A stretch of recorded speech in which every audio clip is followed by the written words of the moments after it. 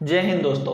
इसके पहले के वीडियो में हम लोग क्लास 11th का अकाउंट चैप्टर नंबर 6 सहायक भाई को स्टार्ट किए थे। उस वीडियो में इसके पहले के वीडियो में हम लोग सहायक भाई का इंट्रोडक्शन मतलब कि सहायक भाई का अर्थ, सहायक भाई के प्रकार और सहायक भाई के तैयार करने के महत्वपूर्ण नियमों को समझे थे। 4 महत्वपूर्ण नियम थे।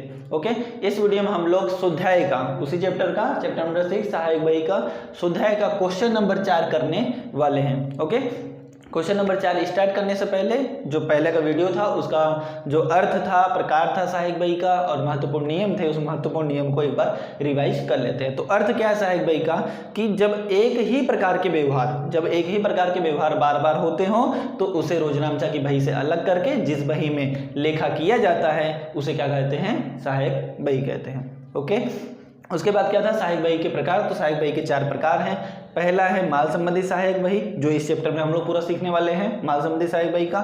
उसके बाद था रोकड़ बही, जो हम लोग चैप्टर नंबर 7 में सीखने वाले हैं। फिर उसके बाद है मुख्य रोजनामचा, जो हम लोग चैप्टर नंबर 8 में सीखने वाले हैं, 8वें चैप्टर में। उसके बाद है चौथा है हुंडी संबंधी सहायक बही, जो हम लोग अकाउंट के पार्ट 2 में सीखने वाले हैं। ओके, उसके बाद था सहायक बही तैयार करने के महत्वपूर्ण नियम। तो 4 महत्वपूर्ण नियम थे।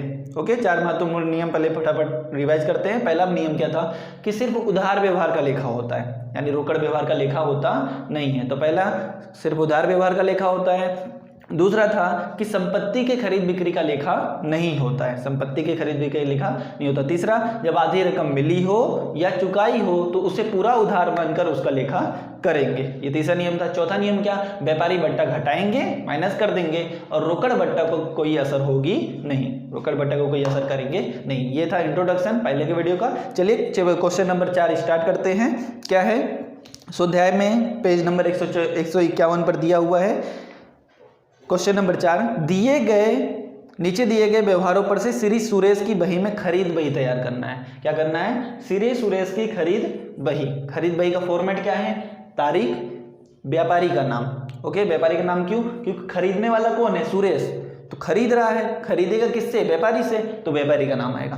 तारीख, व्यापारी का नाम, आवक बिल नंबर आएगा, क्योंकि माल क्या हो रहा है? आ रहा है, आए माल आ रहा है तो आवक बिल नंबर। ओके, तारीख, व्यापारी का नाम, आवक बिल नंबर, खाता प्रश्न नंबर का कॉलम बनता है, फिर रकम। ये है खरीद बही का फॉर्मेट। ओके, बोला है सुरेश की बही तो लिख देना श्री सुरेश की खरीद बही।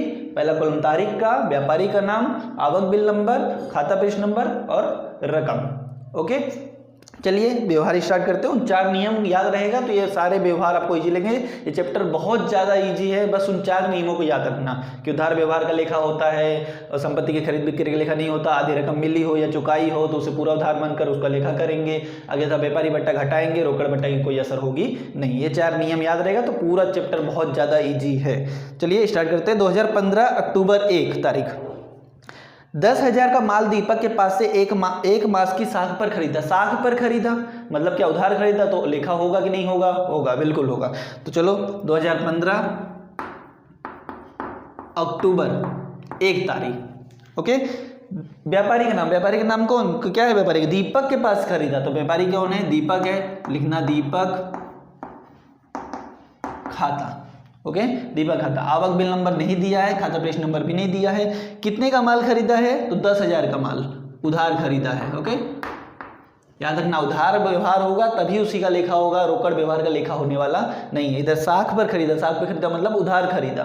तो 2015 अक्टूबर 1 दीपक खाता, व्यापारी का नाम है, आवक बिल नंबर नहीं दिया है, खाता प्रश्न नंबर नहीं दिया है, रकम कितना? 10,000। आगे 3 तारीख, 20,000 का माल सरदार स्टोर में से 10% व्यापारी बट्टा से खरीदा, बिल नंबर 116। ये रोकड़ व्यवहार है कि उधार व्यवहार है? तो उधार व्यवहार है। क्यों है? क्योंकि नाम आ गया है कि सरदार स्टोर में से, सरदार स्टोर देने वाला है, नाम आ जाए तो क्या होता है? उधार व्यवहार होता है। ओके, या तो उधार व्यवहार दिया हो कि साख पर खरीदा तो वो उधार व्यवहार है, या तो नाम दे दे तो भी वो क्या है? उधार व्यवहार। तो ये उधार व्यवहार है, लिखना 3 तारीख। व्यापारी का नाम क्या है? सरदार स्टोर खाता। आवक बिल नंबर दिया हुआ है, देखो 116 रुपये, 116। ओके, कितने का माल? 20,000 का माल 10% व्यापारी बट्टा। तो चौथा नियम क्या था कि व्यापारी बट्टा घटाएंगे और रोकड़ बट्टा की कोई एंट्री होगी नहीं। तो रोकड़ बट्टा तो उधर दिया ही नहीं है, और दिया भी होता तो ध्यान में देते नहीं। ओके, तो व्यापारी बट्टा दिया है 10%, तो 20,000 माइनस 10% कर दोगे तो आ जाएगा कितना? 18,000। 20,000 का 10% कितना होता है? 2,000, और माइनस इक्वल कर दोगे तो कितना आ जाएगा? 18,000। ओके, आगे 7 तारीख 18,000 का माल पंकज के पास से नगद खरीदा। नगद मतलब रोकड़ से खरीदा, और पहला नियम क्या था? सिर्फ उधार व्यवहार का लेखा होता है, यानी रोकड़ व्यवहार का लेखा होता नहीं है। तो इसके एंट्री 7 तारीख वाला करेंगे एंट्री? नहीं, कोई एंट्री नहीं करेंगे इसकी। आ जाओ 15 तारीख पे। राजेश को 20,000 का माल 10% व्यापारी बट्टा से भेजने का आदेश दिया है। हमने क्या किया? राजेश को ऑर्डर दिया है कि हमें माल भेज देना 10% व्यापारी बट्टा से, आदेश दिया है। ओके, तो आदेश दिया है मतलब क्या? बिन आर्थिक व्यवहार है। रोकड़ व्यवहार, उधार व्यवहार कुछ नहीं है, क्या है? बिन आर्थिक व्यवहार है, और बिन आर्थिक व्यवहार का लेखा करते नहीं है। ओके, आगे 20 तारीख 16,000 का फर्नीचर ब्यास फर्नीचर मार्ट में से 1 मास की साख पे खरीदा। ये उधार व्यवहार तो है दोस्तों, समझना क्या लिखा है? 16,000 का फर्नीचर ब्यास फर्नीचर मार्ट में से 1 मास की साख मतलब उधार पे खरीदा।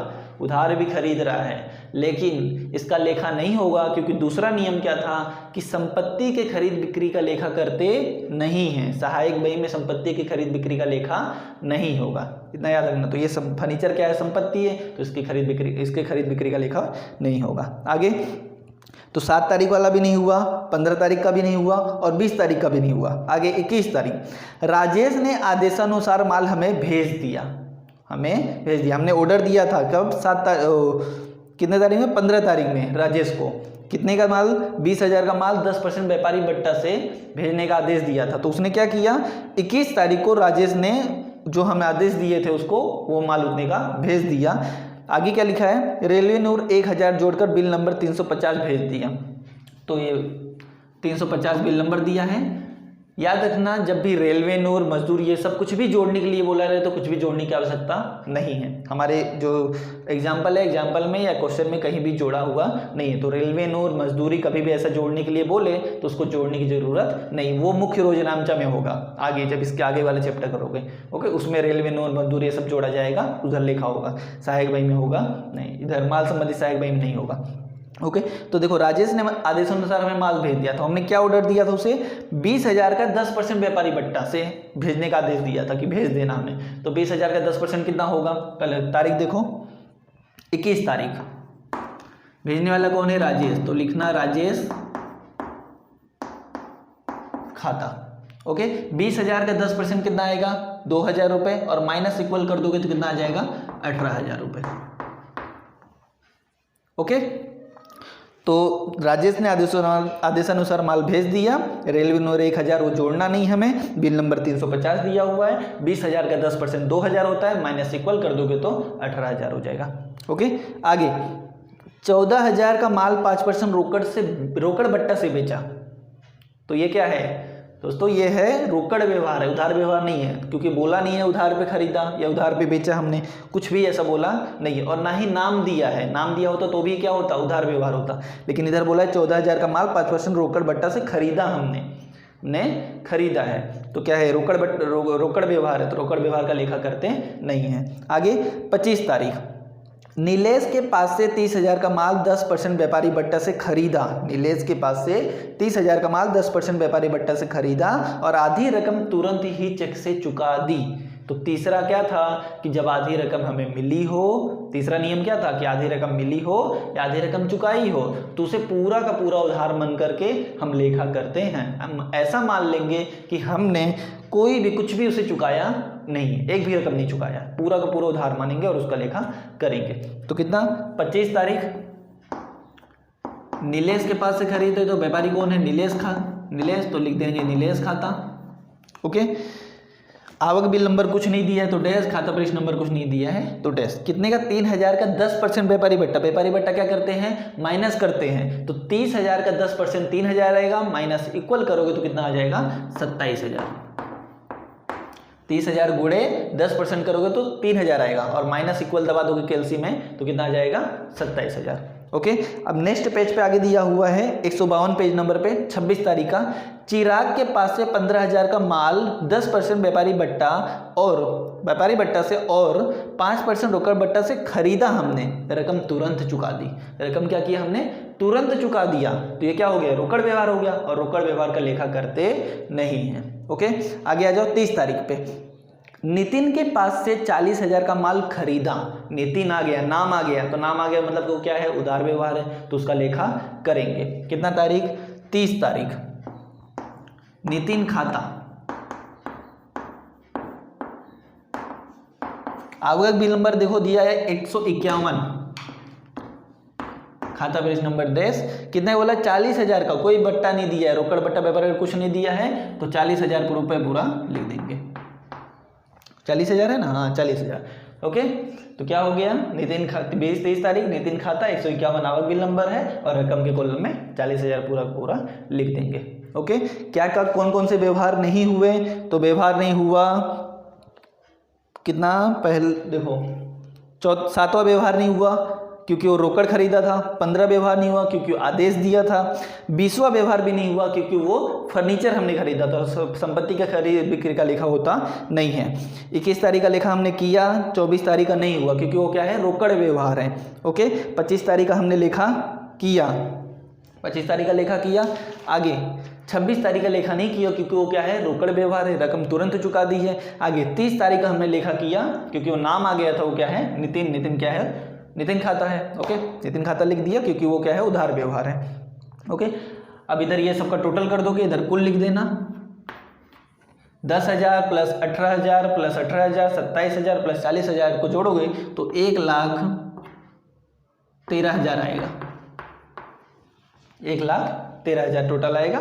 ओके, आप कैलकुलेट एक बार कर लीजिएगा। हो गया, मिलते हैं नेक्स्ट वीडियो में। ये था खरीद बही का फॉर्मेट, इसके साथ ही हम क्वेश्चन नंबर 7वां करेंगे। इसके बाद ये था क्वेश्चन नंबर 4, और इसके बाद 5, 6 हम पेंडिंग रखेंगे, 7वां करेंगे क्योंकि 7वां क्या है? बिक्री बही है। जैसे ये खरीद बही है उसी तरह क्या है? बिक्री बही है। ओके, वो बिक्री बही करेंगे। चलिए इसका एक स्क्रीनशॉट ले लीजिए। मिलते हैं नेक्स्ट वीडियो में, तब तक के लिए जय हिंद।